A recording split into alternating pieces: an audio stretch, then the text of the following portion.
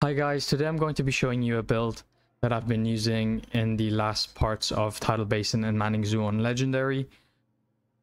This build does pretty good DPS and it's got pretty good survivability. I actually used it through the whole way of Manning Zoo.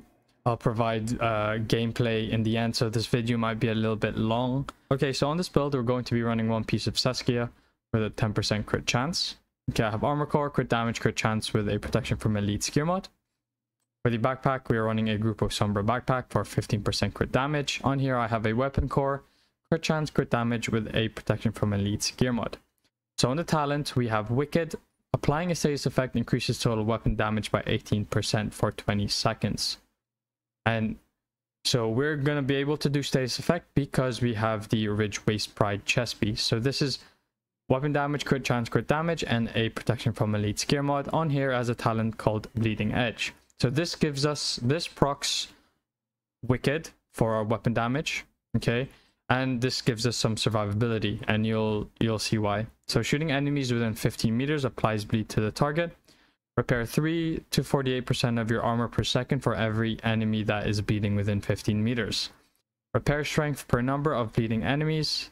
So if you have one enemy bleeding, you get 3%, 2 you get 6, 3 you get 12%, 4 you get 24%, and 5 you get 48%. So this is what procs our damage and gives us some survivability.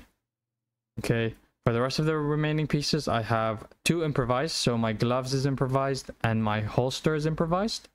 On both the pieces, I have an armor core with crit damage, crit chance, and a 13% protection from Elite Gear mod. So this is the holster and this is the glove. The last piece is the Fox's Prayers knee pad. So this is a multiplicative, so we also get a lot of damage from here because it has damage target of cover. And on here I have armor core and crit chance rolled on to the build. For my weapons, I'm using the FAMAS, okay, with damage to target out of cover, and I have Sadist on here. Okay, so deal 20% weapon damage to bleeding enemies. After 4 kills, applies bleed to the next enemy hit. So we're going to be dealing bleed because we have Ridge Waste Pride on, so we get 20% weapon damage from here, and we get 18% weapon damage from here. All right, for my second gun, I've got the Scorpio. So you want to run the Scorpio on this build, and you want to run whatever gun you want on this bit here. All right. So the Scorpio has a talent called Septic Shock. Shooting a target applies stacks of venom, which lasts for 10 seconds. Increasing stacks adds more severe debuffs to the target. Okay, so when you get to the seventh stack, targets take additional 20% damage. So they take additional 20% damage. We deal 18% weapon damage on here. And we have some survivability in the Ridge Waste Pride. So we have pretty good DPS coming out of the build, even though we have 4 armor cores. And we also have got 2 15% weapon cores. Okay, for the remaining bits of the build, I have a Crusader Shield and a Reviver Hive just in case I get dropped, because I do play quite aggressive. And lastly, for the specialization, we have the Survivalist specialization, and the reason being is we get 10% protection from elites. We also get this bit here, which also helps our team. So group members get 10% bonus damage to targets with status effect. So we are basically giving our team 10% bonus damage because towards enemies or whoever we shoot, because obviously we're doing status effect bleed. For the stats, okay, so for the FAMAS I have 60 crit chance and 130 crit damage. For the Scorpio I have 60 crit chance and 130 crit damage. For my mods I have crit damage, crit chance, and crit damage on here. Okay, so if I actually remove it, you'll see the FAMAS will go down. Actually, no. Oh, no. Yeah, so if I remove... So that was a crit damage mod, sorry. So I want to keep that up. Crit damage. If I remove the crit chance on here, so that's the crit chance, my crit chance will go down. So we're just over by 1, but it's better to be on 60 crit chance so we can hit more crits. Okay. And what's good about Survivalists, you've also got Incendiary Grenades. So if you do know where they spawn, you can throw it into that area, okay, and that means your teammates will do 10% more damage toward this target. It also allows you to shoot them because they won't be shooting back because, you know, they're on fire. So Patrick Wolf actually made this build I think a couple weeks ago. I kind of changed it. So he had a Seskia here, he had a Badger Tough here with Wicked, and he had an Improvised here. I prefer to do a bit more damage and a bit more crit, so I've got, you know, damage target of cover, which is the difference, and a Grupo here. Alright, so I'll show you guys the build in the shooting range, the DPS numbers on here.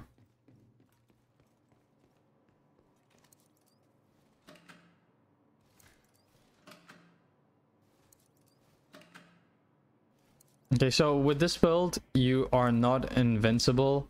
Maybe on, you'll probably feel a bit more invincible on Pentaco because it's all elites. The number of, I think the percentage I have on this build is, I have 13% here, 13, 13, and a 13.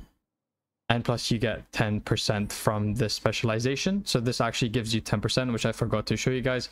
So I think I'm at 75% protection from elites in total. Okay, just to let you guys know. So DPS pretty FAMAS. 4 mil, which is pretty good. I mean, considering we have a lot of armor cores. I'll show you guys once again. So 3.7, I think. I couldn't really see the number. It's a bit bright. I'll do one last test for you guys.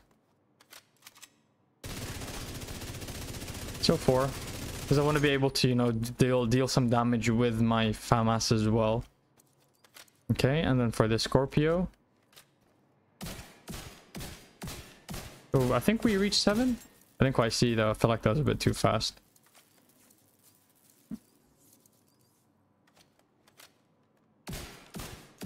Yeah, so we reached 7.